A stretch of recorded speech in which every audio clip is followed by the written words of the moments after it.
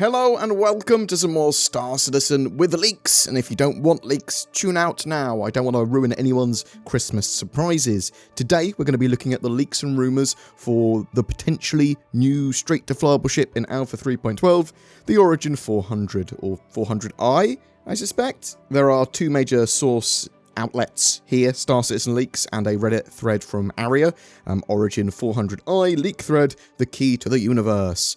And there are claims that various sources, probably devs, have been given them details of this new ship along with pictures, though confirmation of the exact sources hasn't been given, so please bear that in mind and take all of this with a big heap of salt, and the pictures and descriptions of everything you see here as not as confirmed, potentially hoax, and nothing's confirmed until it is officially by CIG, which is not yet. This is speculation and rumour at this stage. So let's start with a couple of pictures that we've got. We've got a couple of super fuzzy ones, and then a really cool, more detailed one. So we've got what appears to be a big yacht. Well, not a big yacht. Obviously the 890 Jump and 600i, they're big yachts. This is a normal rich person's yacht, not a super yacht.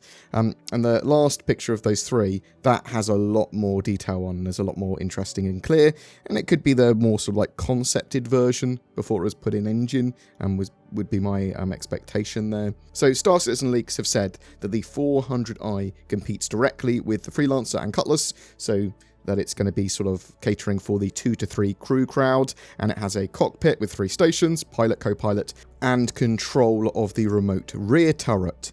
There are 2 engineering sections at the rear of the ship where the components are accessible. The entry and exit point has an airlock. There is a captain and crew quarters. The crew quarters has 2 additional beds, so 3 beds total on that ship. They all have appropriate storage. There's an EVA and an armor locker, and apparently a little armory area that the captain can open. It's like biometrically sealed or something.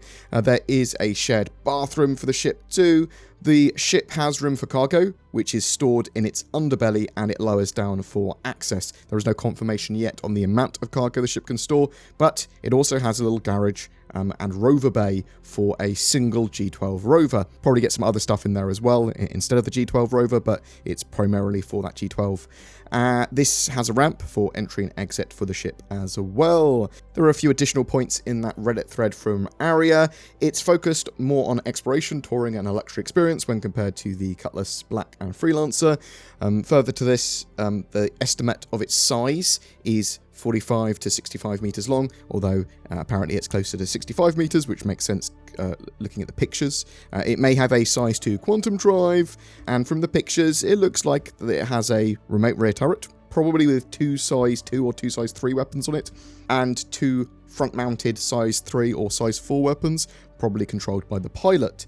Now, we don't know if it's got any more weapons, we don't know if it's got missiles. Its armament and its performance are going to be almost directly related to what ships it's competing against. Now, from the sort of leaks there, it suggests that it's competing against the Cutlass Black and the Freelancer, but I think it's actually trying to compete with the Constellations, personally. That sort of makes more sense to me, or at least maybe in between the Cutlass and Freelancer and the Constellations, somewhere sort of like around there altogether. It's a really interesting choice for a ship, though, even if it's just partially accurate, these leaks. There could be an argument made that more smallish multi-crew, multi-role ships are pretty useful in the verse, and a lot of people want something that is a bit more luxury, but also a couple of steps down from a 600i.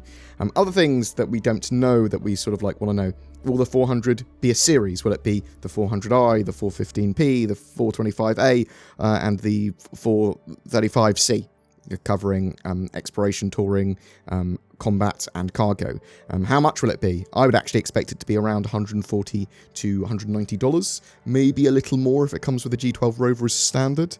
This looks the most capable ship of being a boat that I've seen so far as well.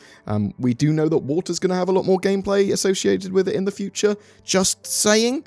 But what do you think about these leaks?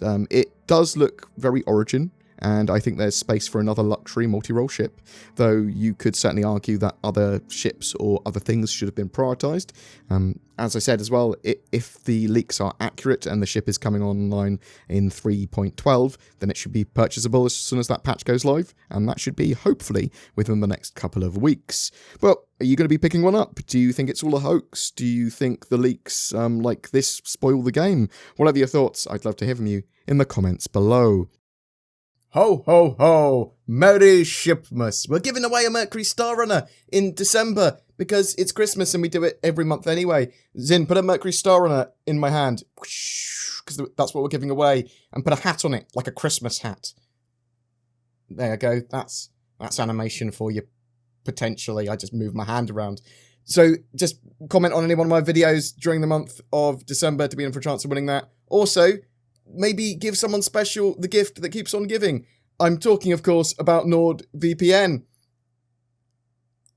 Links below. Also, don't forget Shadow. They do cloud-based gaming stuff, so you can get that as well. Thanks for watching, guys. Click the YouTube join button, like and subscribe, do all that sort of stuff. Thanks for supporting the channel.